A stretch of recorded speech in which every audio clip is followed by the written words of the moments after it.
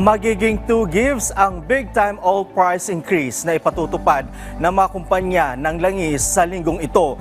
Base na rin ito sa rekomendasyon ng Department of Energy. Sa Isaiah Merafuentes sa detalye.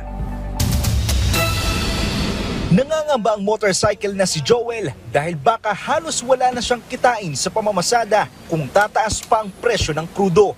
Mahirap din sa amin kasi dagdag gastusin sa amin yun. Tapos babawas sa amin yun pag araw-araw namin kinikita, dagdag bawas din yun. At ang car owner naman na si Mr. Kim, apektado dahil araw-araw niyang ginagamit ang kanyang sasakyan para sa kanyang pamilya. Parang masyadong malaki, no?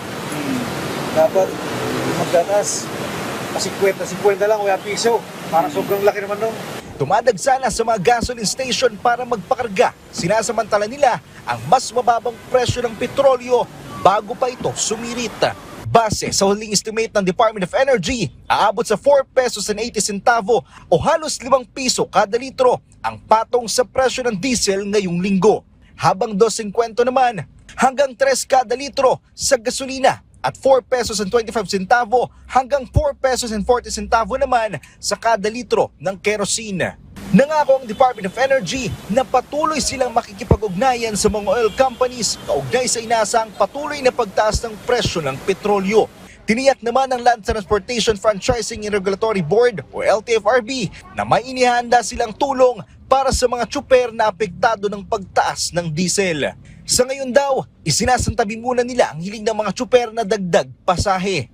Mag-focus muna tayo dito sa fuel subsidy, no?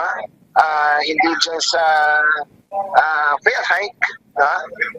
For the benefit of our commuters na wala maipapasang taas pasahe sa kanila, no? Dahil nga ang uunahin ay itong ang fuel subsidy.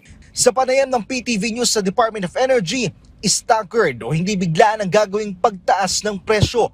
Well, nagsisimula ho tayo dun sa nakasanayan na one-time, big-time yung adjustment sa Tuesday. So ang staggered ho, wala ho ibang meaning yan, kundi hindi ho bubuuhin sa Tuesday yung buong amount ng adjustment. So pwede hong hatiin 2 beses ho this week, at pwede ho naman gawin pa nilang more than 2 series of adjustments ang gawin nila. Mas maigi ho yun para mas maliit ho ang maging adjustment per schedule ng adjustment. Pero ang desisyon ay nakabase pa rin sa mga oil companies at hindi kontrolado ng DOE. Ang pagtaas ng presyo ng krudo ay dulot ng sigalot na nangyayari sa pagitan ng Iran at Israel. Isaiah Merafuentes para sa Pambansang TV sa Bagong Pilipinas.